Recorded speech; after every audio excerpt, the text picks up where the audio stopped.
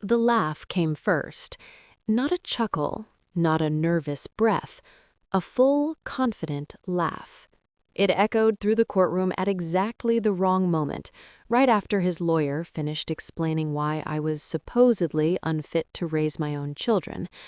Brendan leaned back in his chair, crossed his arms, and laughed like this was all entertainment, like the judge wasn't about to decide whether my children would come home with me or walk out holding someone else's hand. That sound didn't bounce off the walls. It sank, straight into my chest. I remember thinking how strange it was that I didn't cry, I didn't gasp, I didn't even move. I just sat there, staring at the grain in the wooden table, counting each shallow breath like it was something I could run out of. 8 years of marriage, and this was how it ended. With laughter. The judge cleared her throat. She looked tired, overworked, already halfway to the next case on her docket. She read the ruling quickly, efficiently, like she was reading a grocery list instead of dismantling a human life. Temporary custody awarded to the father, supervised visitation for the mother, review in 6 months. 6 months. As if 6 months without your children is something you can just survive casually. I stood when instructed. My legs felt distant, like they belonged to someone else. I watched Brendan shake hands with his lawyer, watched his sister smile behind her hand, watched my mother-in-law whisper something I couldn't hear but somehow understood anyway. This was a victory lap. I wasn't a person in that moment. I was a lesson. Outside the courthouse, the air felt too sharp, too bright. I stood on the steps while people passed around me, lawyers checking phones, families reuniting, strangers completely untouched by the fact that my world had just collapsed. My phone buzzed. A message from Brendan. "You did this to yourself." I didn't reply. I couldn't, because if I did, I knew my voice would come back, and I didn't trust what it might say. People assume that rock bottom is dramatic. They imagine screaming, breaking things, collapsing onto the floor. For me, rock bottom was quiet. It was standing alone at a bus stop later that evening, holding a folder of court papers I didn't understand how I'd lost, realizing I no longer had a home to return to that felt like mine. Brendan kept the house. The kids stayed with him, and I went back to an apartment I could barely afford, furnished with things we'd bought together that now felt like evidence of a life that no longer existed. That first night, I sat on the edge of the bed and stared at the wall until the sky outside went from dark to gray. I didn't sleep. Every time I closed my eyes, I saw my daughter's face when the judge spoke, confused, quiet, too well-behaved for a moment that should have been impossible for a child to understand. I had promised them safety. I had promised them stability, and now I couldn't even promise them breakfast the next morning. I replayed the marriage in reverse, searching for the moment I missed, the point where love quietly turned into control. But hindsight is cruel because it doesn't show you red flags. It shows you footprints.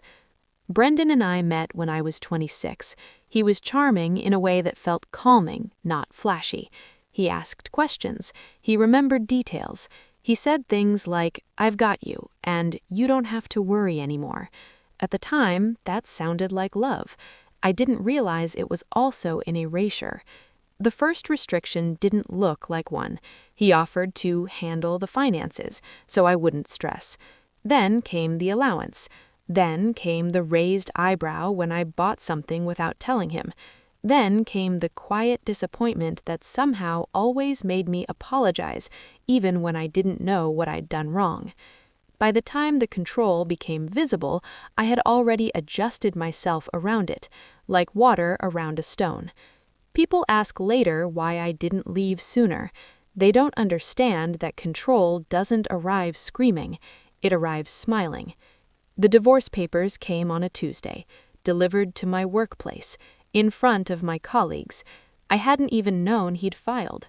By the time I got home that night, the locks were changed. A bag of my clothes sat by the door like I was a guest who had overstayed my welcome. And still, somehow, I didn't think it would end in court. I didn't think it would end with laughter. The custody hearing lasted less than an hour. 8 years reduced to accusations I barely recognized: financial instability, emotional volatility, poor decision-making. His sister testified, his mother produced documents I had never seen before, and when I tried to speak, I was told to stay on topic. I wanted to ask which topic included the nights I stayed sick with children while Brendan traveled, which topic included the birthdays I planned, the meals I cooked, the life I held together quietly so he could succeed publicly. But that wasn't evidence. That was invisible labor, and invisible things don't win in court. By the time I left that courtroom, I understood something devastating. This wasn't just a divorce, it was a removal, not just from my marriage, from my identity. That night, sitting alone in that apartment, I finally cried. Not loudly, just enough to feel it. And in that silence, something else appeared beneath the grief. A question. Not why did this happen, but how? Because if Brendan had truly been honest, if everything he said about me were true, then why had he needed to hide so much? That question would change everything. But at the time, I didn't know that yet. All I knew was this: I had lost my children, I had lost my home, I had lost the story I thought I was living, and somewhere behind all of that loss, a truth was waiting. When everything collapses at once, your brain looks for explosions. A single catastrophic moment you can point to and say, that's where it broke. But betrayal doesn't work like that. It works like erosion. Slow, polite, patient. By the time you notice the damage, the foundation is already gone. In the weeks after the custody ruling, I replayed my marriage not emotionally, but clinically, like a case file. I stopped asking myself how I felt and started asking what had actually happened. That was the first shift, the moment I stopped bleeding and started observing. Brendan had always insisted on being the planner. He framed it as protection. I'm just better with numbers. I don't want you stressing. Trust me. And I had. At first, I still had access. Joint accounts, shared cards, visibility. Then came the simplification. 1 account instead of 3. 1 card instead of 2. Eventually, the language changed. What did you need that for? Next time, just ask me. Let's stick to the budget. I didn't realize the budget was also a leash. By the time I noticed my spending was being monitored, I had already adjusted my behavior. I stopped buying things I didn't absolutely need, stopped mentioning ideas that might cost money, stopped imagining a future that didn't require approval. That's the part people don't talk about. Control doesn't just limit your actions, it trains your thoughts. When the divorce papers arrived, I was blindsided, but Brendan wasn't. He had prepared for months, maybe years. Every financial decision we'd made suddenly made sense. Why my name wasn't on certain accounts, why some documents were handled, why he discouraged me from keeping copies. He hadn't just planned a divorce, he had planned a narrative. His sister testified first. She spoke calmly, confidently. She described me as unstable, emotional, unpredictable. She talked about moments taken out of context, me crying after an argument, me raising my voice once during a stressful week, me asking for help and then resenting it. Each statement landed like a small, precise cut, not enough to shock, enough to weaken. Then his mother stood. She carried a folder. I remember that clearly, a thick folder. She claimed it was documentation, texts, notes, concerns she'd kept for the children's safety. I had never seen it before, not once. The judge accepted it without hesitation. I wanted to scream, but I didn't, because screaming would have made it worse. I didn't realize until later that this was the real betrayal. Not Brendan, not the marriage, but the coordination. This wasn't a man reacting emotionally. This was a system executing a plan. After the hearing, I asked my lawyer how this had happened so fast. She hesitated, then said something that stayed with me. He was prepared. Prepared. As if I'd walked into a test I didn't know I was taking, and he'd been studying the answers for years. The isolation came next. Friends I thought were neutral stopped responding. Playdate invitations disappeared. People didn't confront me, they just adjusted their distance. Later, I learned why. Brendan had been talking. Quietly, carefully. Not lying outright, just framing. Just enough concern to make people step back. I'm worried about her. She's not herself lately. I just want what's best for the kids. Concern is a powerful weapon because it sounds like care. My work suffered. Not because I wasn't capable, because I was exhausted, because I was splitting myself in half every day, one part functioning, the other silently grieving children I wasn't allowed to tuck in at night. Then came the email, a performance review request, out of nowhere, HR language, neutral, cold. Someone had raised concerns. Someone always does. That's when I understood the scope. This wasn't just about winning custody, it was about ensuring I couldn't recover, because recovery would threaten the story. I started keeping notes, not emotionally, factually, dates, statements, patterns. At first, it was instinctual, something to ground myself when everything felt unreal. I didn't know yet that those notes would become evidence. The final piece clicked one night when I checked my bank account. My personal savings, what little remained, had dropped. I hadn't spent it. No large purchases, no transfers I recognized. I called the bank. After a long hold, a polite voice explained that authorized transfers had been made. Authorized. By Brendan. Months ago. I hadn't known. I hadn't signed. But legally, it didn't matter. I sat there, phone pressed to my ear, realizing something that made my stomach turn cold. This wasn't a divorce gone wrong. This was an extraction. Slow, methodical, thorough. He wasn't just leaving, he was removing me from the equation entirely. That night, I didn't cry. I didn't panic. I felt something new.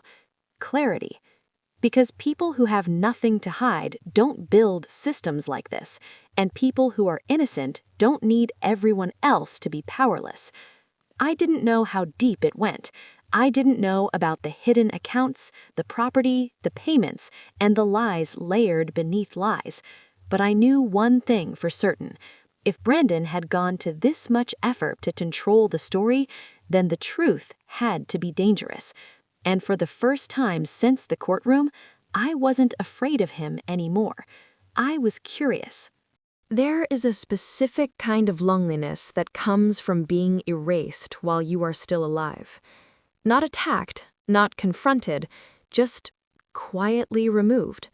People stop calling, stop asking, stop saying your name in rooms you used to occupy. And eventually, you start wondering if maybe you were never really there at all. After the custody ruling, my world shrank, not dramatically, practically. I moved into a smaller apartment, one I hadn't chosen, one I could afford only if nothing went wrong.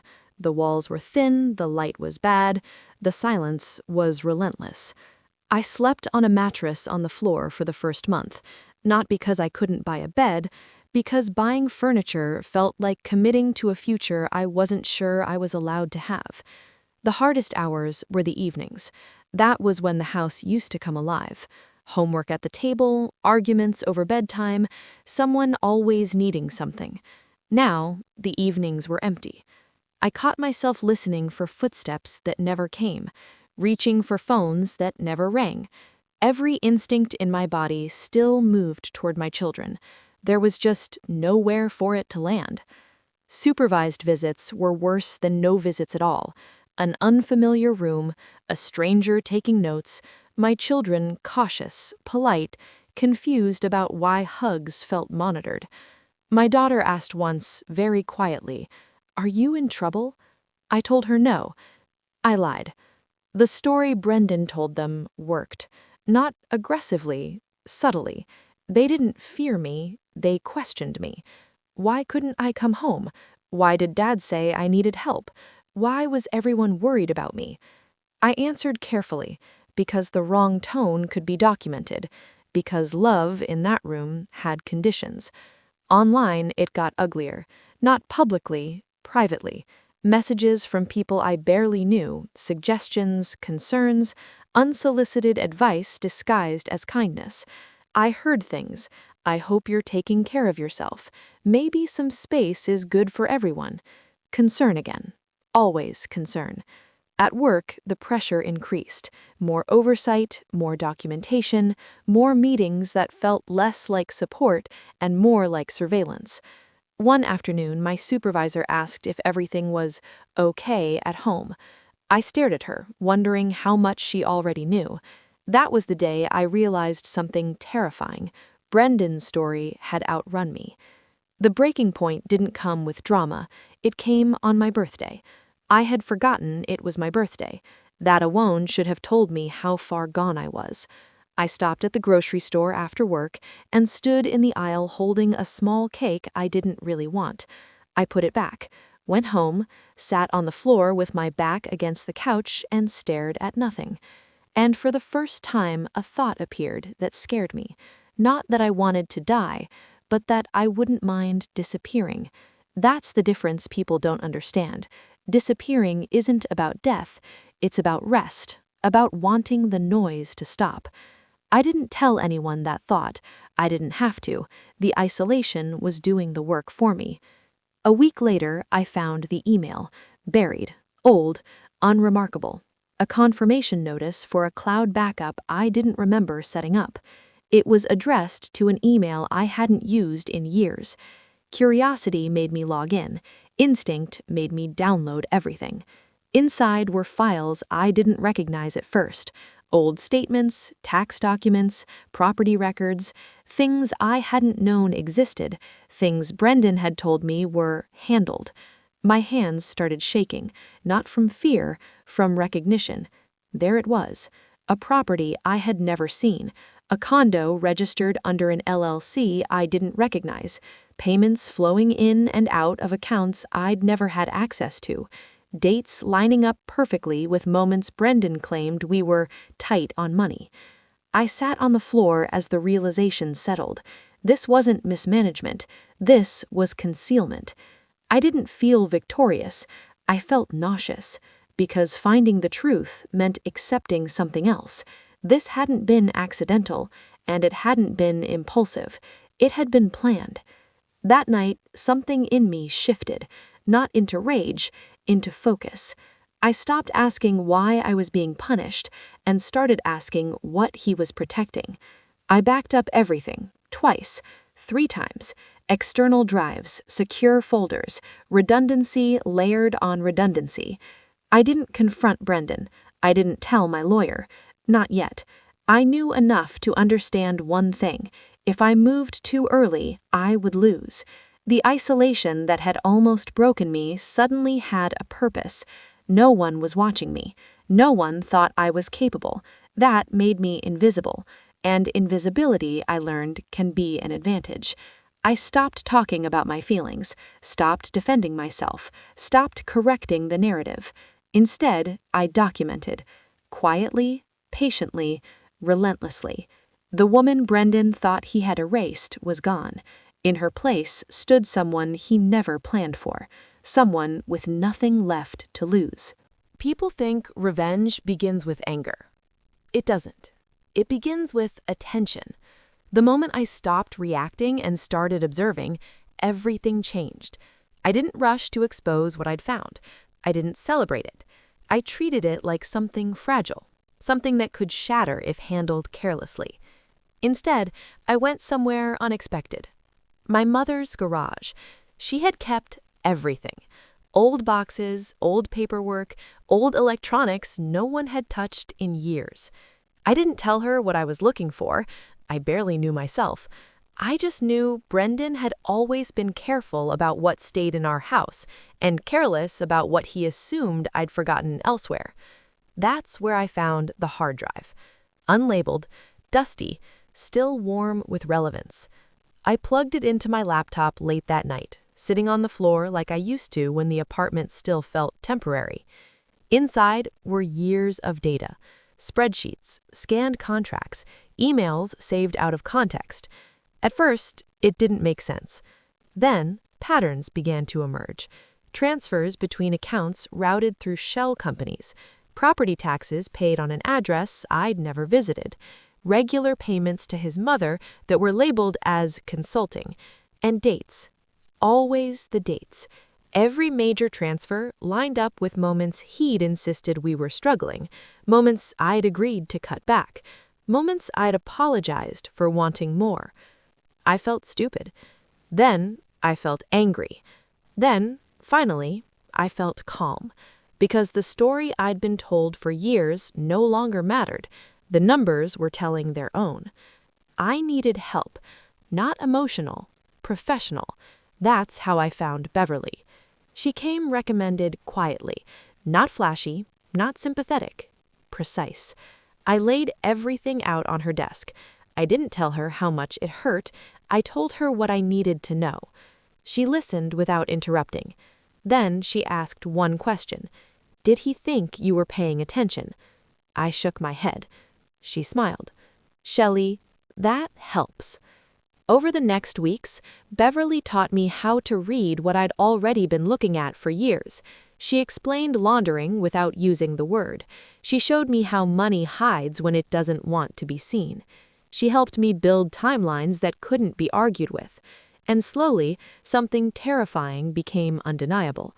This wasn't just marital misconduct. It was fraud. We worked quietly, carefully. I didn't change my behavior, didn't signal suspicion, didn't escalate conflict, because escalation would have tipped him off. Instead, I complied. I stayed invisible. Brendan underestimated me because he had trained me to underestimate myself. That was his mistake. One afternoon, Beverly leaned back in her chair and said something that shifted the ground beneath me. If this goes to court, she said, he doesn't just lose custody leverage. She paused. He loses everything. That was the moment fear crept in. Not fear of him, fear of the consequences.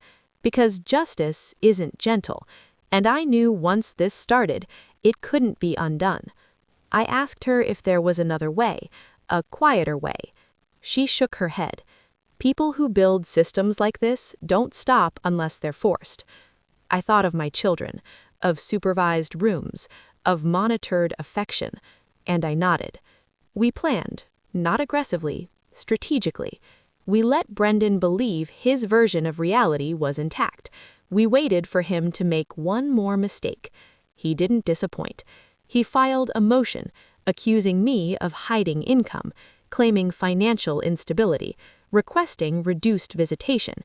The audacity was breathtaking, but it was also perfect, because now he had put finances back on the table. That night, I slept deeply for the first time in months. Not because I felt safe, but because I finally knew where this was going. I wasn't trying to destroy him. I was trying to survive. But survival, I was learning, can look a lot like retaliation when someone has built their power on your silence. The most dangerous thing about people like Brendan isn't their cruelty. It's their certainty. Certainty that they're smarter. Certainty that they're untouchable.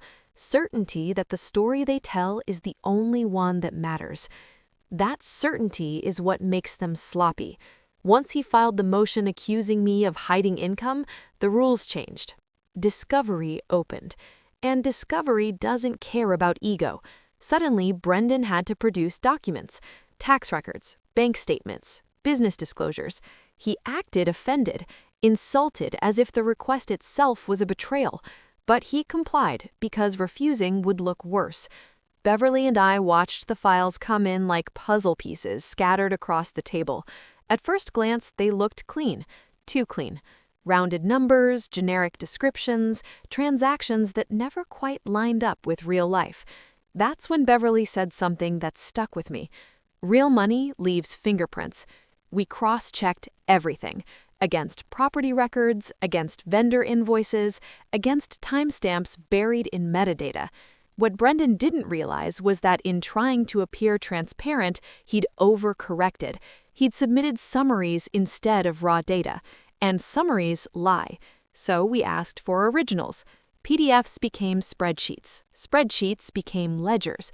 Ledgers became a map. Shell companies appeared again, always in the same pattern. Money leaving one account, disappearing for a few days, then reappearing somewhere else cleaner. And always those transfers aligned with moments he claimed hardship. The diner nights, the months I paid for groceries, the year I covered school expenses while he rebuilt. He hadn't been rebuilding, he'd been hiding. The deposition was scheduled for a Thursday morning. Brendan arrived confident. Expensive suit, relaxed posture, the faint smirk of someone who thinks the worst is behind him. I sat across the table, hands folded, saying nothing. Silence unnerves people like him. The questioning began gently. Basic confirmations, names, dates, employment history. He answered smoothly, almost bored. Then Beverly shifted gears. She didn't accuse, she asked him to explain. One account, one transfer, one small inconsistency. He waved it off. Consulting income, family support, nothing unusual. Then she showed him the timeline, side by side. His claims, the transfers, the shell companies, the dates circled in red. The room changed. For the first time, Brendan leaned forward, his jaw tightened, his voice sharpened, but he kept talking, trying to explain away what no longer made sense. That's the thing about lies. They require maintenance. Truth doesn't. He contradicted himself, not dramatically, just enough. A different explanation than last time, a different date, a different reason. Each inconsistency small, but stacked together, devastating. When it was over, he stood abruptly, didn't look at me, didn't shake hands, just left. And for the first time since the separation, I didn't feel watched. I felt free. 2 weeks later, Beverly called me. Her voice was measured, controlled, but I could hear the weight behind it. They've found more. A secondary account, undisclosed, linked to a property overseas, registered under a variation of his name, close enough to trace, far enough to think he'd get away with it. This wasn't just family court anymore. This was criminal. Beverly laid out the options. We could settle quietly, or we could proceed, full disclosure, full consequences. I thought of the years I'd been told I was irresponsible, emotional, bad with money. I thought of the nights I'd apologized for wanting stability, for wanting honesty, for wanting to be seen. I'm done protecting him, I said. The filing went through the following week, and with it, something extraordinary happened. The narrative flipped. Suddenly, Brendan wasn't the concerned parent, he was the liability. His motions were withdrawn, his requests reduced, his tone changed. He started calling, texting, using words like misunderstanding and resolution.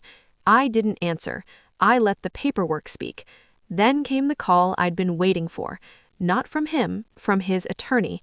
They wanted to settle, immediately. Full custody concession, financial restitution, non-disclosure agreements thick to choke a lawyer. I asked one question. Does this include full transparency? There was a pause. Yes, I agreed. Not because I wanted mercy, but because I wanted closure that didn't require me to become like him. When the agreement was finalized, I sat alone in my car and cried. Not from joy, from release. Because winning doesn't feel like fireworks. It feels like exhaling after holding your breath for years. But this wasn't the end, because consequences ripple, and Brendan's were only beginning. Settlements don't erase evidence.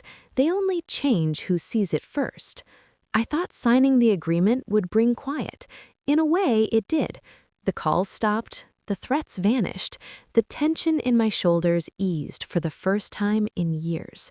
But silence is not the same as safety, and the truth, once documented, doesn't stay buried. 3 weeks after the settlement, Beverly called again. This time her voice was different, careful. "This is off the record," she said, "but you should be prepared." "Prepared for what?" I asked. "For the fact that your case didn't end in family court.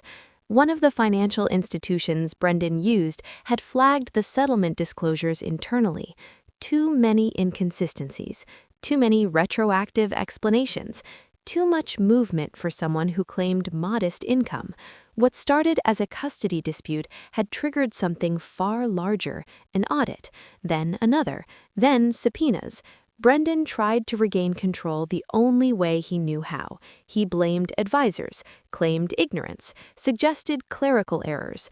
But systems like the ones he built don't exist by accident, and investigators don't care about charisma, they care about patterns. The first article appeared quietly, buried on page 6 of a local business journal. No photos, just a headline about irregularities under review.